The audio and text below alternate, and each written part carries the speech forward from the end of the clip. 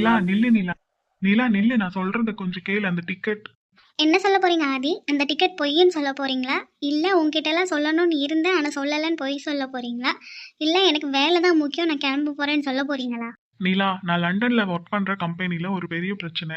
இப்ப நான் அங்க போய் சைன் பண்ணாதான் என் இத்தனை வருஷம் உழைப்பு வீணாகாது. அதனால ஒரு வாரத்துல போயிட்டு வரலான்னு தான் இருந்தேன். ஓ அப்படியா ஆதி? அப்படின்னா நீங்கள் என்கிட்ட சொல்லிருக்கலாமே. சொல்லியிருந்தா நான் என்ன தடுத்துருப்பேனா? எதுக்காக திருட்டுத்தனமா நீங்கள் டிக்கெட் எடுத்து போகணும்? நீ தடுக்க மாட்டே நீலா.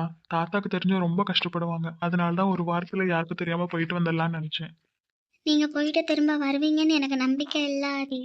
நீங்கள் போயிட்டீங்கன்னா இந்த வீட்டில் நான் என்ன பதில் சொல்லுவேன்? மைனி, ரொம்ப வருஷம் கழிச்சு நம்ம வீட்டில் ஒரு சந்தோஷமான விஷயம் நடக்க போகுது.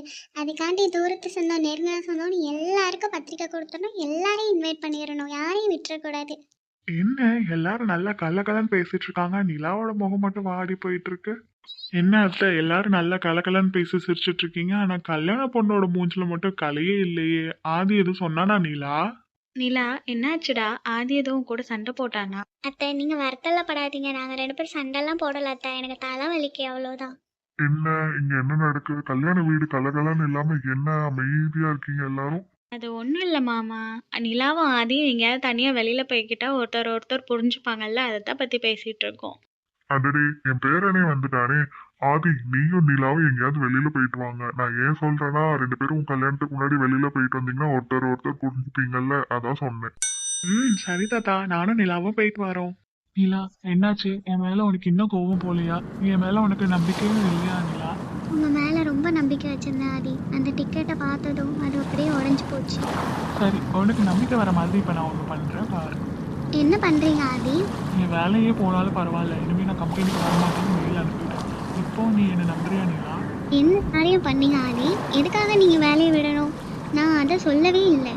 நீலா, எனக்கு வேலையை விட உன்னோட நம்பிக்கையும் தாத்தாவோட சந்தோஷமும் தான் ரொம்ப முக்கியம். அதனால நான் இனிமேல் எங்கேயும் போக மாட்டேன்.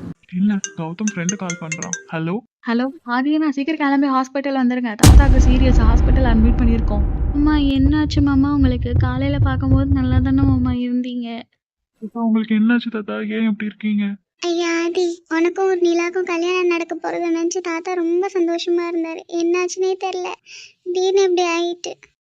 தாத்தா போய் சேர்ந்துருவாரு, கல்யாணம் நடக்காதுன்னு நினைச்சு ரொம்ப சந்தோஷப்பட்டுட்டு அந்த டிக்கெட்டு தாத்தா கிட்ட கொடுத்தா தாத்தா இன்னும் பொழைச்சுக்கிட்டாரு.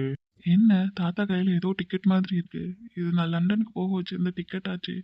அப்போ தாத்தா இதை பார்த்துதான் உடம்பு சரியில்லாம போயிட்டாங்களா? ஹாய் ஃப்ரெண்ட்ஸ், நான் போட்ட சதி வெல்லுமா? என்னோட டிக்கெட்டை பார்த்ததுனால தான் தாத்தாக்கு இப்படி உடம்பு சரியில்லாம போச்சுன்றது நிலாக்கு தெரிஞ்சா என்ன மன்னிப்பாலா மாட்டாளா? இதெல்லாம் பற்றி அடுத்த எபிசோடில் பார்க்கலாம். இந்த எபிசோடு எப்படி இருந்துச்சு? உங்களுக்கு பிடிச்சிருந்துச்சுன்னா மறக்காமல் நம்மளோட சேனலை லைக், ஷேர் அண்ட் சப்ஸ்கிரைப் பண்ணி வச்சுக்கோங்க. Bye friends.